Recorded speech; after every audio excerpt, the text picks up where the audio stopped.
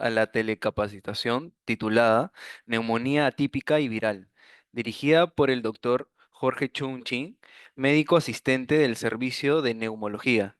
Invitamos a todos los participantes dejar sus preguntas en el apartado del chat de Zoom, las cuales serán respondidas al final de la ponencia. Estimado doctor Chung, es un honor contar con su presencia el día de hoy. Sin más preámbulo, le cedemos la palabra para el desarrollo del tema. Adelante. Gracias. Buenos días a todos. Esperamos tener un tiempo que sea provechoso para la salud en general, especialmente de los pacientes que son afectados por neumonías atípicas y virales. Cuando hablamos nosotros de neumonías atípicas, estamos suponiendo de que existen neumonías típicas también. Imagínense ustedes un paciente joven, 25 años, que empieza con un cuadro respiratorio alto, típico de una gripe, de un resfriado, y que debería pasar en pocos días, pero una fiebre alta y a los pocos días tiene dificultad respiratoria y termina internado en un hospital. Esa no es una neumonía típica. Nosotros definimos las neumonías atípicas como aquellas infecciones del pulmón que tienen síntomas y manifestaciones clínicas diferentes a la neumonía típica. ¿Cómo es una neumonía típica? La neumonía típica es la que todos conocemos, suele evolucionar de esta manera. Un paciente se infecta, hace fiebre, tos y paulatinamente se va deteriorando, no en muchos días, deteriorando cada vez más y termina con un tratamiento en hospitalización a veces o también se puede tratar ambulatoriamente. Yo lo comparo como cuando uno va a la guerra y sabe quién es su enemigo. Entonces tú ya saben cómo va a atacar el enemigo y saben el daño que le puede causar y de alguna u otra manera se pueden preparar. En el caso de las neumonías atípicas es cuando tú tienes a un enemigo que no te ataca de manera común y corriente, te ataca de manera diferente. Es como si tuvieses un enemigo que te ataca de maneras que tú no esperas. Usualmente estas neumonías son menos graves, usualmente, pero no quiere decir que no existan neumonías atípicas que requieran hospitalización e incluso manejo en unidad de cuidados intensivos. Sin embargo, la mayoría de estos casos de neumonía atípica suelen ser menos graves que las neumonías típicas. Llamamos también neumonías atípicas, las llamamos así, porque son usualmente gérmenes que no son fáciles de identificar. En las neumonías típicas nosotros hacemos un cultivo y podemos ser fácilmente capaces de identificar el germen causante. En estas neumonías atípicas, los gérmenes también tienen un crecimiento atípico, de manera que en los medios de cultivo no son fáciles de identificar si es que uno no sospecha de ellos.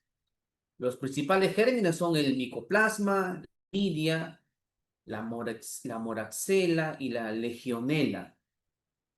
Muchos de estos microorganismos viven normalmente en nuestra cavidad oral, en las fosas nasales.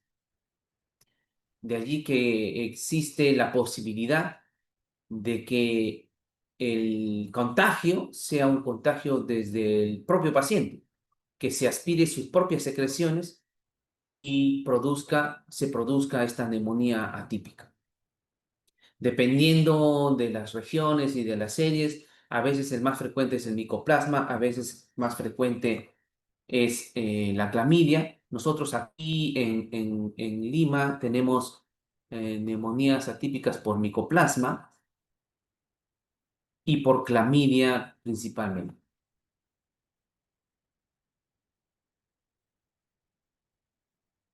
Ahora vamos a ver los síntomas y vamos a ver que los síntomas son en realidad muy comunes. Tenemos, por ejemplo, el síntoma que más refiere a los pacientes es tos, la tos seca. Casi todas las infecciones, casi todas las enfermedades respiratorias producen tos. Tienen fiebre, fatiga persistente, dolor de cabeza, dolor de garganta, escalofríos, mialgias y artralgias es lo que usualmente conocemos cuando el paciente o cuando la persona nos dice que siente como que si le hubiesen pegado con un palo en todo el cuerpo o si le hubiese pasado un camión por encima, que tiene mucho dolor corporal, esas mialgias y las artralgias. Y por supuesto, el malestar general, ¿no? El malestar general acompañado de una sensación de que no está bien y que tiene poco apetito. Sin embargo, estos sí son muy comunes a muchas enfermedades. Y de aquí la dificultad de que uno mismo pueda diagnosticarse una neumonía atípica. Porque además, la neumonía atípica tiene una evolución que puede ir desde semanas hasta meses. Tenemos nosotros pacientes con síntomas de neumonías atípicas que pueden estar 4 o 5 meses con la tos. Y por supuesto esto les desespera, ¿no? Y es por ello importante que deban acudir a un médico para que se haga un buen diagnóstico. Una de las características que diferencia las neumonías típicas de las neumonías atípicas es justamente el tiempo. Las neumonías típicas suelen desarrollarse en pocos días y de manera progresiva. Las neumonías atípicas, en cambio, suelen empezar como resfríos comunes y que van durando días, a veces 1 o 2 semanas y luego se complican. ¿Quiénes son los más afectados en las neumonías atípicas? Son los niños, no necesariamente los niños más pequeños, usualmente se ve en los niños mayores de 5 años, adolescentes y adultos jóvenes más que adultos mayores. Los adultos mayores se pueden ver afectados, pero en menor frecuencia. La transmisión, como ustedes podrán deducir, básicamente es a través del contacto con las secreciones respiratorias de un estamos nosotros en un lugar cerrado y un paciente o una persona tose o estornuda y no se cubre la boca o no tiene la precaución de llevar una mascarilla, si está cerrado es altamente probable que nos vayamos a contagiar. Ahora, que nosotros nos contagiemos no necesariamente quiere decir que nos vamos a enfermar, ¿no? Quiero aclarar que depende mucho de nuestro sistema inmunológico. Si un paciente en una sala cerrada tose o estornuda, las 30 personas que están allí no se van a contagiar, no se van a enfermar necesariamente. Pueden contagiarse, pueden tener contacto con este germen, pero solo si este contacto sobrepasa nuestras defensas, tendremos como resultado una enfermedad. Eh, Podemos verlo también en entornos en donde hay un brote, sobre todo en oficinas, ¿no? En oficinas, en colegios. Lo que se da es que hay un ambiente allí en donde uno o dos están enfermos y se produce allí entre todas las personas que comparten ese espacio, ¿no? Esto es bien frecuente, por ejemplo, en los colegios y en los ambientes de trabajo. ¿Cómo es el diagnóstico y el tratamiento? Am, usualmente cuando la infección es muy leve, eh, suelen usarse solamente tratamientos sintomáticos, ¿no? Para la fiebre, para la congestión, para el dolor. Sin embargo, cuando se llega a un estado de neumonía, se requiere el diagnóstico específico y un tratamiento biótico también directamente dirigido a ese germen. Por lo cual, el diagnóstico debe ser hecho en un centro de salud por un médico. Usualmente lo que se requiere es una radiografía de pulmón, por lo menos, unos exámenes de sangre. A veces pedimos cultivos, si es que están disponibles, y según los resultados, damos el tratamiento antibiótico específico, ¿no? Para cada germen hay un espectro de resistencia antibiótica y aquí lo importante es el uso racional del medicamento, del antibiótico. No se puede uno estar medicando y estar ingiriendo antibióticos a discreción propia. Es mejor ver la evidencia y, como yo siempre digo, si uno no sabe qué es lo que tiene, no sabe exactamente cómo lo va a tratar. Es mejor identificar el germen, ver su resistencia y dar el medicamento adecuado. Para eso debe acudir a su establecimiento de salud o consultar con un médico que le guiará tanto en el diagnóstico como en el tratamiento. El uso indiscriminado de antibióticos lo que puede producir son resistencias que a la larga van a ser dañinas para nuestro propio organismo y en las enfermedades futuras que podríamos tener, ¿no? Bueno, tenemos además neumonías que son de origen viral. Estas sí son igual afecciones pulmonares, pero que afectan especialmente a los niños más pequeños, a los adultos mayores y a las personas que tienen un sistema inmunológico que está venido a menos, ya sea por una enfermedad crónica, ¿no? O tal vez por enfermedades que producen inmunodeficiencia como el VIH. Sin embargo, no quiero que piensen que esto es exclusivo la inmunodepresión es exclusiva del VIH. Hay muchas enfermedades que producen inmunocompromiso, como por ejemplo la diabetes. ¿Cuáles son los virus que producen más comúnmente estas neumonías virales? El virus sincitial respiratorio es un virus que es muy frecuente en los niños pequeños, en los niños menores de un año. Incluso es el principal causante de la bronquiolitis, que produce broncoespasmos a veces bastante severos.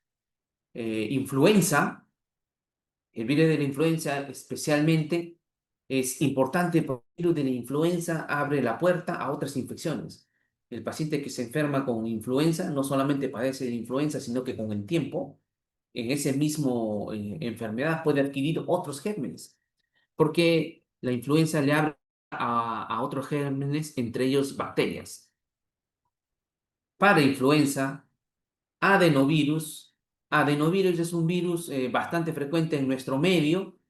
Suele producir cuadros mixtos con enfermedades respiratorias, pero también con malestares gastrointestinales, ¿no?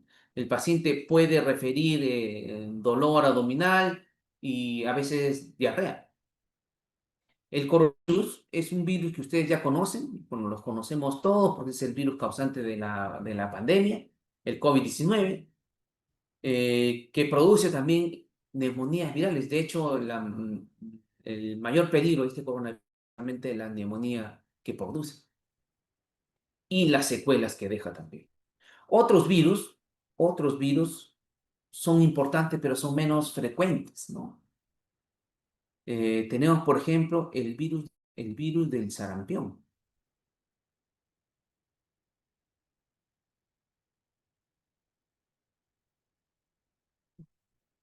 Tenemos el virus del sarampión y que produce neumonía, y tenemos el virus de la varicela, que produce la neumonía por varicela, pero son menos frecuentes. Los síntomas son también muy comunes, pero a ojos entrenados son característicos. Una característica importante de la infección viral en general es la fiebre alta. La fiebre muy alta, fiebre que va por encima de 38,5, fiebre por encima de 39. Eso es un indicativo que esto puede ser viral. Tos seca, la mayoría de las veces, pero también podría tener expectoración. La fatiga y rápidamente la dificultad para respirar. La pandemia lo que hemos tenido justamente son pacientes que progresaban rápidamente desde el malestar a la dificultad respiratoria. Eh, y luego hacían un compromiso mayor, que era una neumonía viral, y terminaban internados y algunos en UCI. Pero si ustedes se dan cuenta, todos estos síntomas también son síntomas inespecíficos. O sea, no podríamos decir solamente con los síntomas que esta es una neumonía viral. De allí la importancia, que repito para todos, de no automedicarse y de acudir al médico.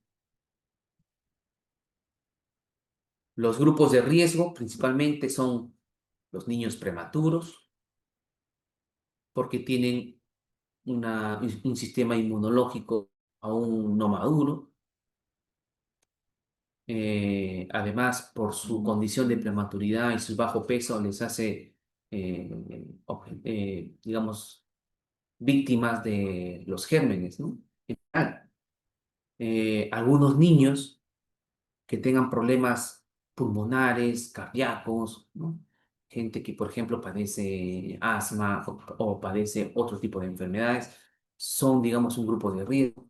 Y, por supuesto, las personas que tienen alguna enfermedad que compromete su inmunidad, como por ejemplo el VIH, o pacientes que están en quimioterapia, o pacientes que han sido trasplantados, son pacientes que tienen una inmunidad bajita, ¿no? Entonces, ellos tienen que tener un especial cuidado. Y en realidad, quien debe tener especial cuidado es todo las personas de su entorno. Tener en cuenta que estas personas no se defienden igual que las demás. Entonces, hay que cuidarles de nosotros no contagiarles gérmenes. Si hay alguien que está enfermo en casa, pues debe ponerse una mascarilla. A visitar a esta persona que está enferma y te sabes que tú estás resfriado, es mejor que no vayas, no le visites. ¿Cuál es el tratamiento? Cuando le son virales es muy leve, usualmente usamos sintomáticos para la fiebre y el dolor de garganta que son bien frecuentes, usamos paracetamol. Siempre se nos critica a los médicos de que lo primero que damos es paracetamol. Ustedes lo que deben entender, queridos amigos, es que todo medicamento tiene el potencial para ayudarte en alguna cosa, curarte alguna cosa, pero también tiene el potencial para en algo. Los médicos tenemos como principal preocupación que el medicamento sea necesario para la enfermedad que tienes sin que te afecte en otros órganos. Entonces, el paracetamol en estos casos suele ser el medicamento de elección. Por supuesto, habrá otro tipo de medicamentos según sea la complejidad, pero siempre el paracetamol será la de primera elección. Cuando los casos evolucionan o son más graves, o son pacientes que tienen un riesgo aumentado, por ejemplo, son diabéticos, o tienen VIH, o tienen alguna otra enfermedad crónica, eh, deben ser manejados específicamente por un médico en un establecimiento de salud apropiado, ¿no? Bueno, lo más importante es que previene. Para prevenir estas infecciones, tanto la neumonía típica como la neumonía viral, yo creo que lo primero es tener una vida saludable que incluya comer saludablemente. Yo no voy a indicar, nosotros no indicamos una dieta en particular, una dieta específica, pero procuramos, instamos y educamos a nuestros pacientes a tener hábitos saludables en el consumo de alimentos, ¿no? intentar ingerir los tres grupos alimentarios principales, ¿no? Los carbohidratos, las proteínas eh, y los vegetales en cantidades adecuadas, no excederse en carbohidratos, no excederse en proteínas y en grasas, siempre considerar las frutas y las verduras en nuestra dieta, porque son alimentos protectores. Como dije, yo no voy a indicar una dieta en particular, pero sí les invito a ser conscientes de que su alimentación directamente sobre su salud. Para eso tenemos a amigos, nuestros amigos nutricionistas, que nos pueden indicar con mayor detalle cuál sería la mejor dieta para nosotros. Sin embargo, les insto a no abusar de la comida chatarra, no abusar de las bebidas azucaradas. Lavarse frecuentemente las manos es una gran medida. Recuerden que la principal forma de contagio son las secreciones. A veces esas secreciones no van directamente a nuestra vía respiratoria, sino a través de las superficies. Entonces, tocamos una superficie que antes ha sido tocado por un paciente que ha estornudado, por ejemplo, y si yo no me lavo las manos, ese germen va a llegar a mí de todas maneras. Así que lavarse las manos es una buena medida. Yo he puesto aquí que en general el aseo es una buena medida. La limpieza es una buena medida. Yo encuentro pacientes que suelen decir que mientras están enfermos no se bañan. Yo les voy a sugerir que mientras no les sea imposible bañarse, es decir, que tengan una discapacidad tal que no puedan ir a bañarse, los pacientes debieran tener un aseo normal, es decir, bañarse como suelen bañarse y no evitar el baño durante la enfermedad. Hay que evitar el contacto cercano con personas enfermas. Si usted, por ejemplo, se sabe que tiene diabetes, que tiene algún compromiso respiratorio, evite estar en contacto con personas enfermas. Si algún familiar lo quiere visitar y usted sabe que esa persona está enferma, mejor que no lo haga, ¿no? O si usted, por ejemplo, se sabe inmunodeprimido o tiene alguna enfermedad y quiere ir a visitar a un familiar que está en el hospital, yo le sugiero que no lo haga, digamos que esté en mejor condiciones antes de hacerlo. Cubrirse la boca y nariz al toser o estornudar con un pañuelo o usar mascarilla es una medida que no solamente nos protege, sino que es una medida que muestra respeto. Yo creo que una de las cosas de la pandemia que hemos aprendido y que debe quedarse es el uso de las mascarillas cuando estás enfermo. En esto quiero decir las mascarillas simples, las que se suelen usar la gente en la calle, no es una mascarilla para evitar enfermarse. Las mascarillas simples que solemos usar y comprar en las calles es una mascarilla para evitar contagiar a otras personas. Es decir, si yo estoy resfriado, sé que estoy resfriado, conscientemente me voy a poner esa mascarilla para proteger a las otras personas. ¿Qué diferencia, no? Sería, ¿no? Qué diferente sería que todas las personas que se saben resfriadas usen una mascarilla con la intención de proteger a las otras personas. Si usted va a subir al tren eléctrico, va a subir al metropolitano, usted se sabe resfriado, usted debiera ponerse una mascarilla para proteger a las demás personas. Acuérdense que las mascarillas simples no nos protegen a nosotros. Las que nos protegen son las mascarillas, digamos, más gruesas, son las que tienen la codificación de N95. Digamos que no son fáciles de conseguir, no son las más comunes. Pero si todos los que están enfermos se pusieran su mascarilla, los contagios serían mucho menores. Por supuesto, fumar o exponerse a humo de tabaco es un factor muy importante porque disminuye la capacidad de respuesta del epitelio del pulmón. De manera que ante una infección, nuestro cuerpo va a estar incapacitado de responder óptimamente y va a ser más fácil que nos enfermemos. Si tiene el hábito de fumar, pues una buena medida es dejar de fumar. Mantener limpias y desinfectadas las superficies es una cosa muy importante. Esto es muy importante. La limpieza en general es muy importante.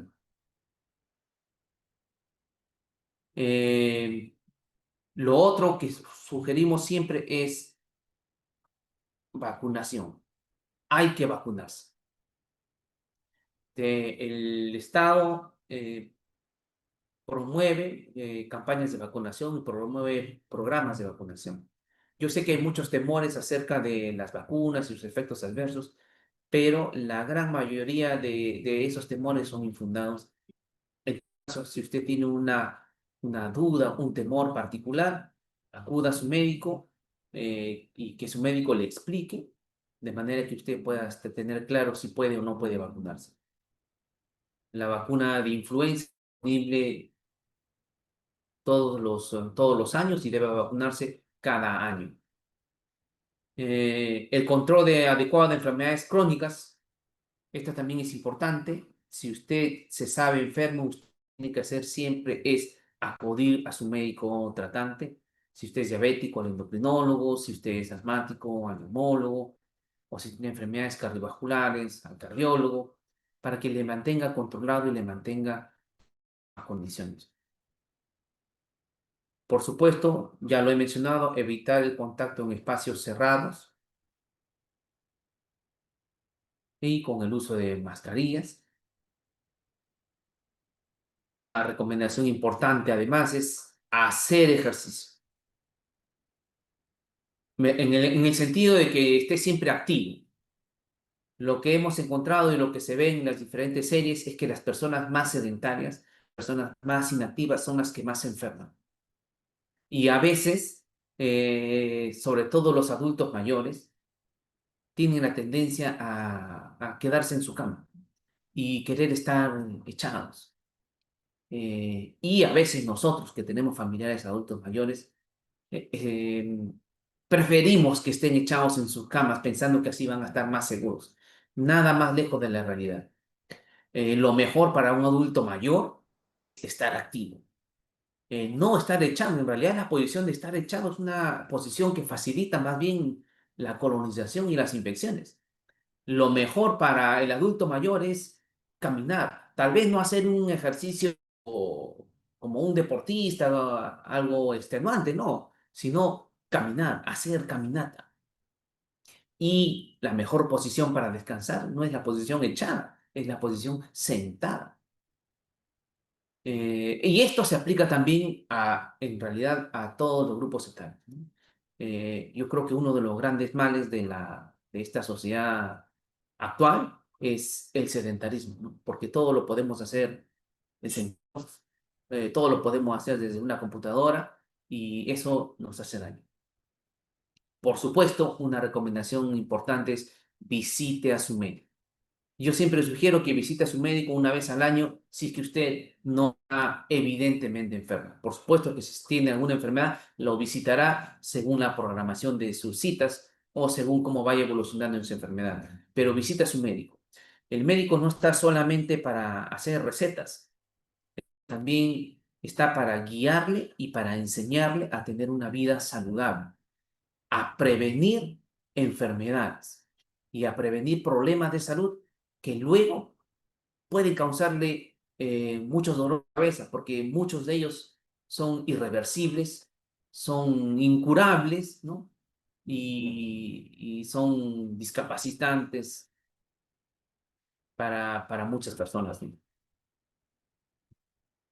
Muy bien, esto es brevemente lo que quería compartirles. Estamos atentos a sus preguntas. En el caso que sea posible responderlas ahora mismo, lo haremos. Muchas gracias. Muchas gracias, doctor Chung. Para darle unos minutos para que puedan escribir sus preguntas en el chat, ¿podría indicarnos alguna recomendación final del tema expuesto, por favor? Sí, bueno, las recomendaciones finales es, eh, hay que conocer de estas enfermedades porque nadie nos va a cuidar mejor que nosotros mismos. Hay que saber reconocer los síntomas y hay que acudir oportunamente al médico para evitar que estas enfermedades se compliquen.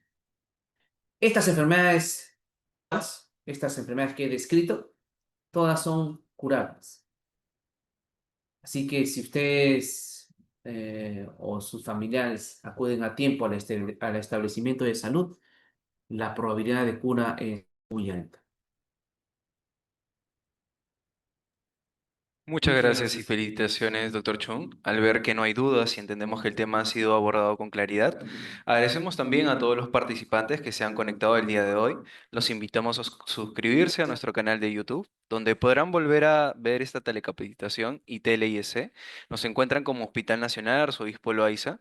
Asimismo, los invitamos a inscribirnos en los comentarios otros temas de interés que les gustaría que se llevaran a cabo próximamente. Muchas gracias por su atención. Hasta una próxima oportunidad.